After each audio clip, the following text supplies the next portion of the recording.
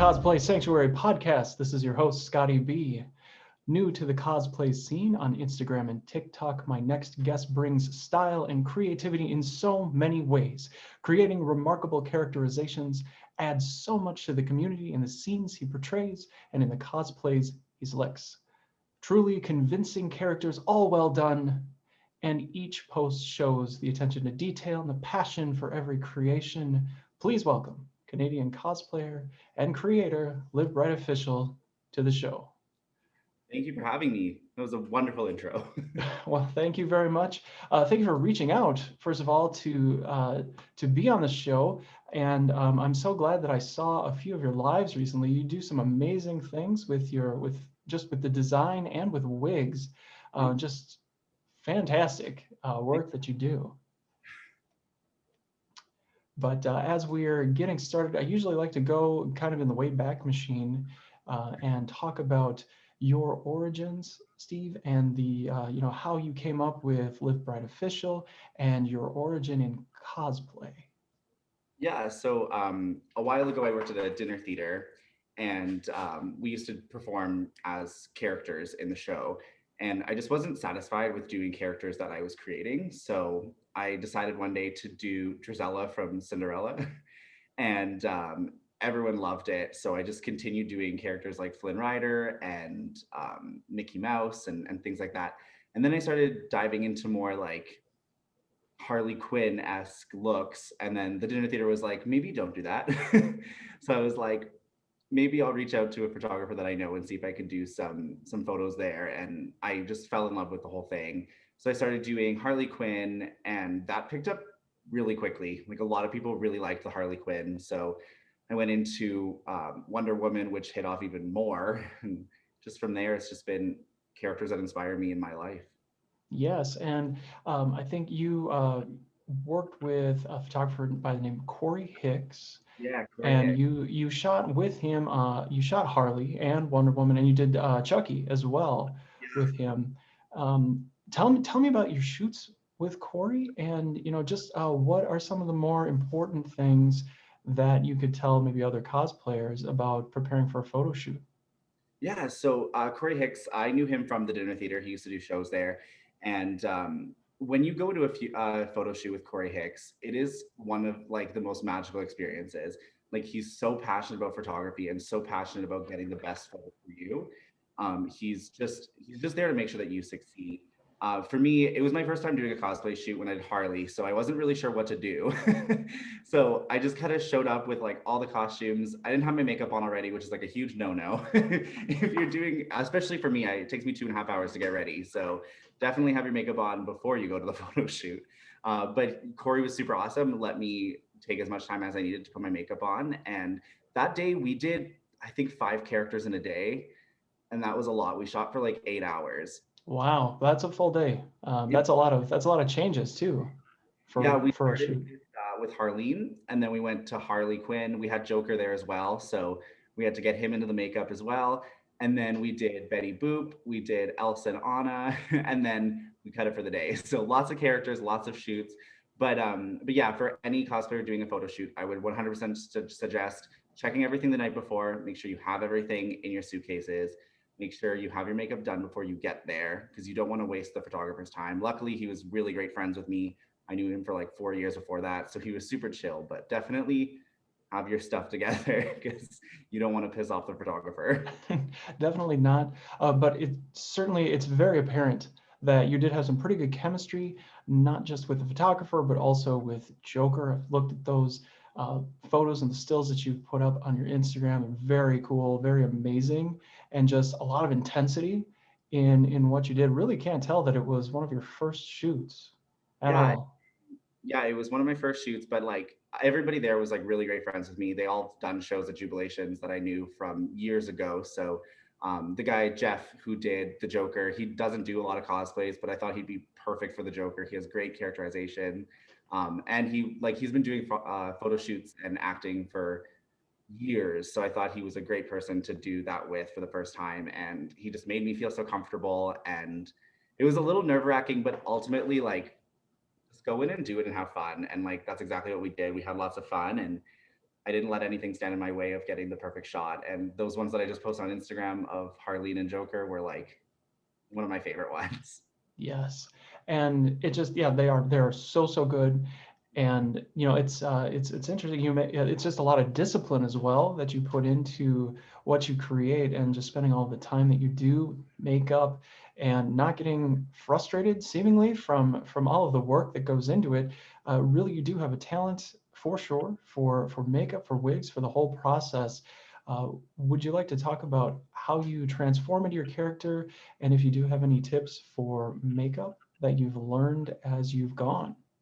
Yeah, so before I decide on a character, I like to research them, research if they're a live action character, research what actress or actor played them, get a little backstory on how they got into the character and kind of put that on. But when I actually sit down in front of the mirror with all my makeup, I print off like 6 or 7 photos of the character on all sides, and I study them for a bit, trying to figure out, like with Umbridge is the best example because it took a lot for me to look that old.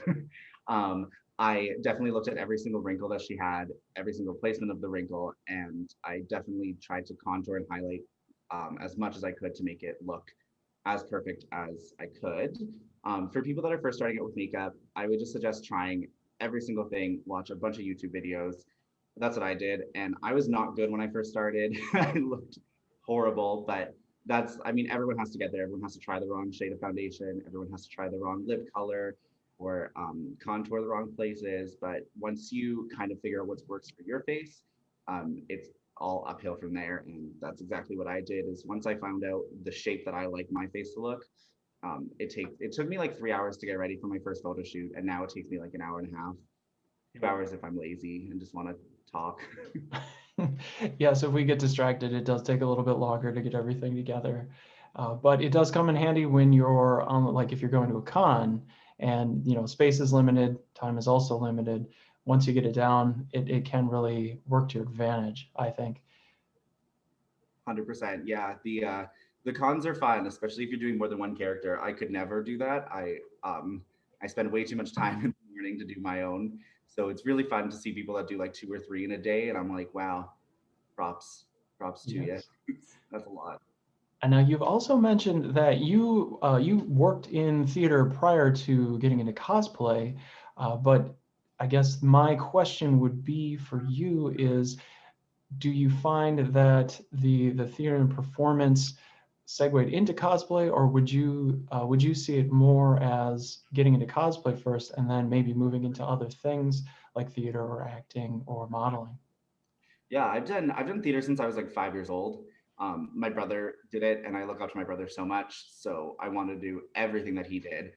So when he got into theater, I wanted to immediately get into theater. So I was doing theater from the age of 5. I did a TV show pilot in Toronto when I was like 10 years old, and I just started like I kind of faded out of that and started just focusing on school. And then when I graduated school, I started working at the dinner theater, and then I just fell back in love with theater. And then I kind of got into cosplay from there. Obviously, being 5 years old, I did like Halloween and loved that. But never thought that as a grown adult, I would be doing Halloween every day.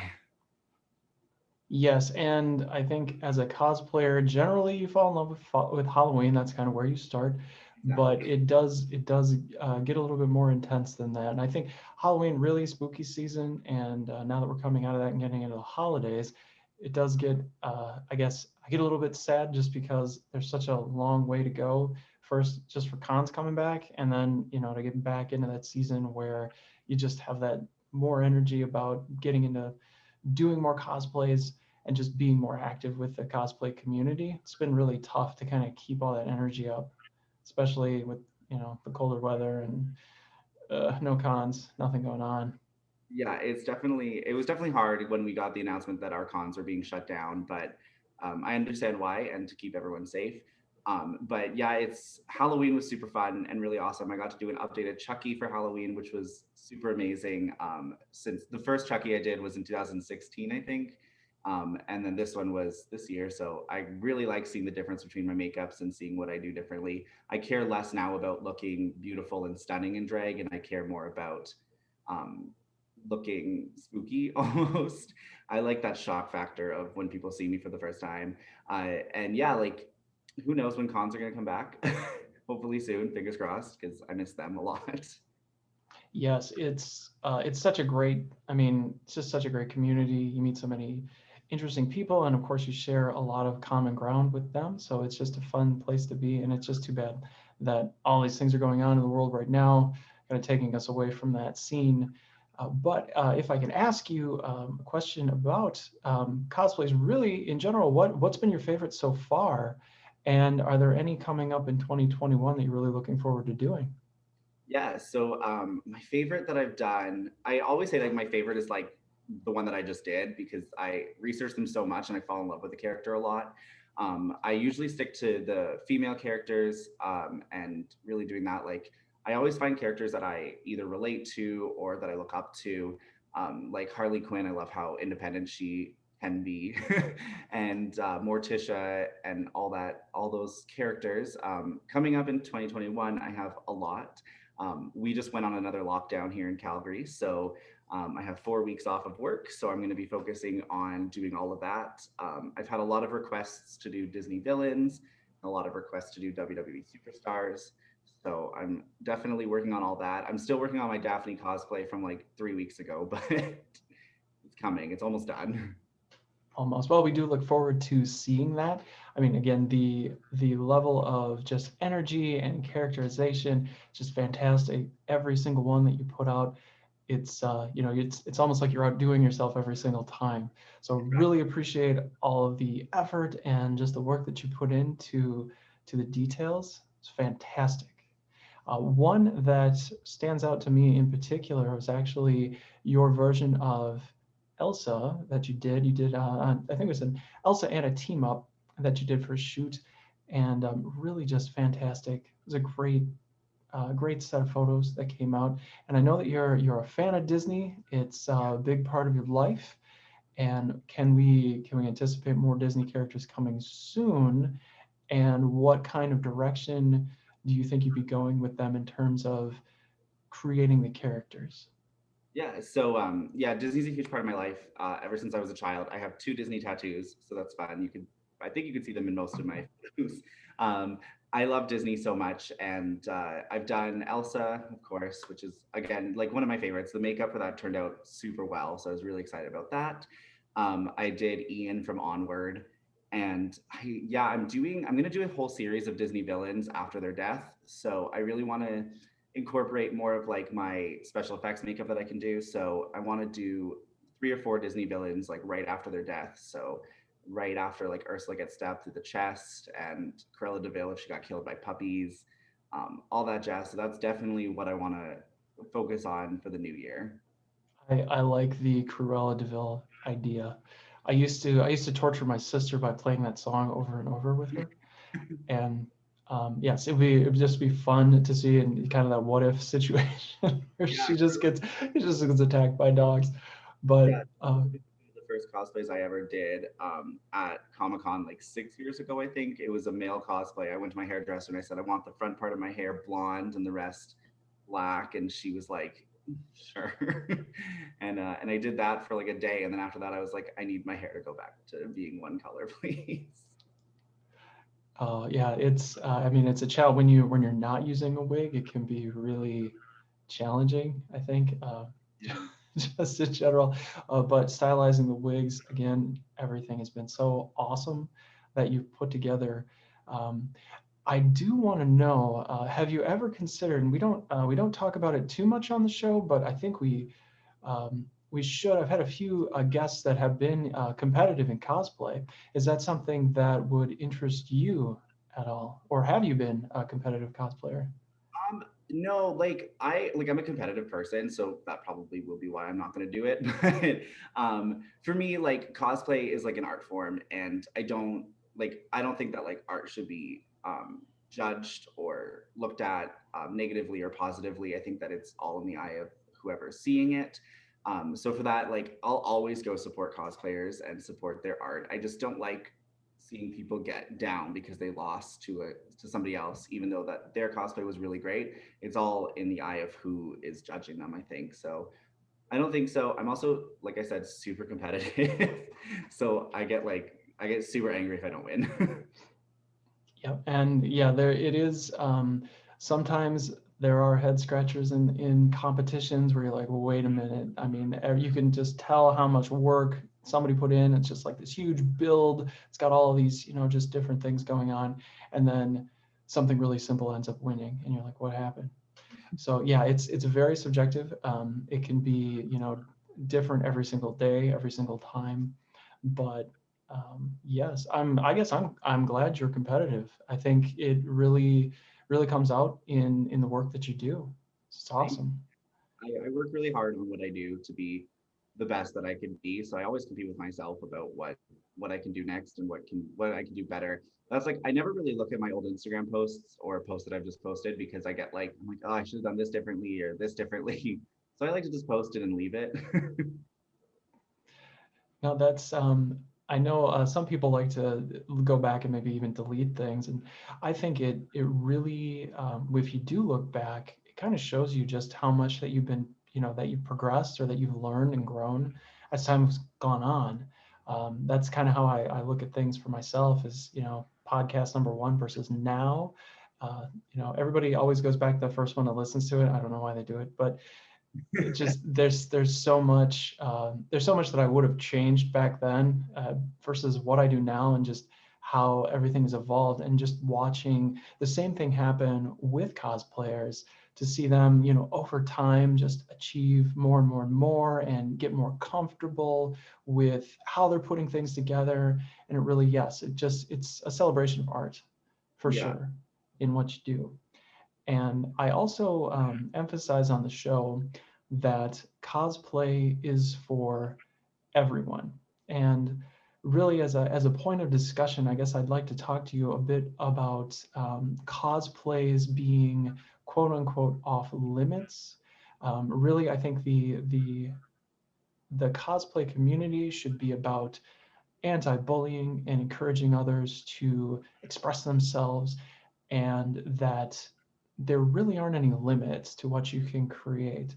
And I just wanted to see what your take is on um, that whole scene in cosplay. Like, what are there really any boundaries, or do you like pushing boundaries with cosplay? yeah. So I'm a 6 foot tall man, and I work out 6 days a week. So for me, doing characters like Harley Quinn and Morticia and Chucky as a girl, like definitely is pushing the boundaries a lot. So like I think that like it is an art form, and for those reasons, like art can be done by anybody at any point ever, really. So I don't think that there should ever be anybody that says that you can't do a certain character because of X, Y, and Z. Like just do any character that you want to, as long as you're being respectful to the character and being respectful to the race or gender or sexual orientation of the character. That's all that really matters. And then do any character that you want to. I mean, I do it every day. I do guys, I do girls, I do guys as girls, I do girls as guys. So I'm a great example that like it doesn't matter what you want to do, just as long as you have the dedication to do it and you're being respectful, just go do it. Have fun. Absolutely. And cosplay is definitely about fun. Just, experiment with different things, try things out, get started, get going, and learn as you go. Really, it's a good way to learn how to do a lot of different things with fabrics, with makeup, with wigs. And yeah, you really, as long as you're being respectful to the character and to everything that's going on, within that character, I think it's perfectly fine to really try anything you like to try. Yeah, 100%.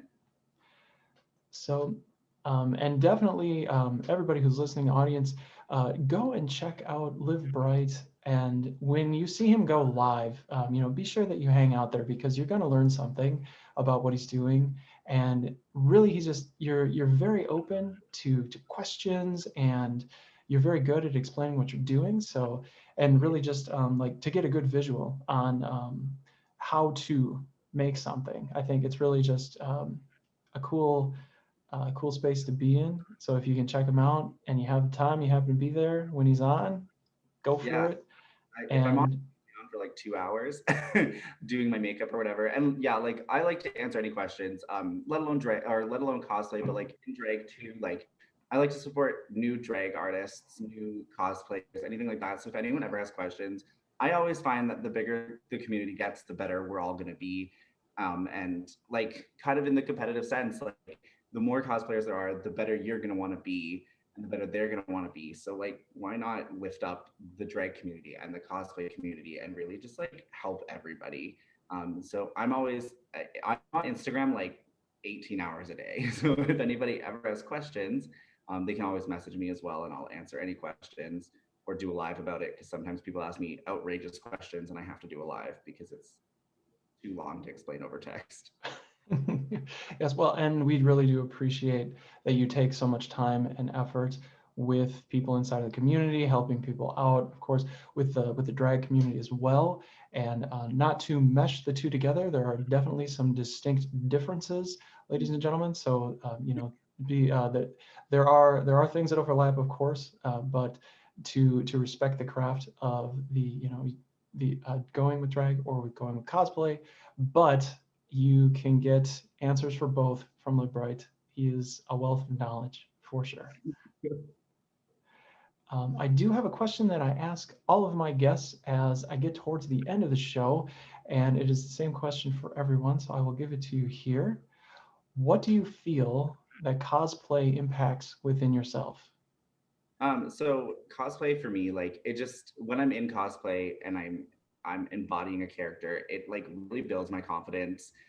When I was little, I was like super shy and timid little boy. And finding cosplay and finding other cosplayers and talking to them, it really helps build my confidence in me in and out of cosplay. And it really just helps me better understand myself, and learning who I am as well as just who I am as an artist. Yes, you really can use cosplay for discovery, to explore strengths, to find weaknesses. I mean, it's a really fun place to be. And yes, there is a lot of things that internally can build your confidence. So thank you so much for sharing that. And where can we find you and how can we support you online, Steve? Yeah, so on my Instagram, Live Bright Official is the best place to find me at. I'm trying to start my TikTok, but now that I have more time, I'll be on there. I believe it's typical Steven. I haven't changed it yet. But yeah, you can find me mainly on Instagram. I'm on Instagram Live pretty much every day. So find me there, live_bright_official. Yes, it's Live Bright Official. We will have links for everything in the show notes, so please do like, comment, follow, and be sure to find everything that he will be coming out with in the future. Very exciting.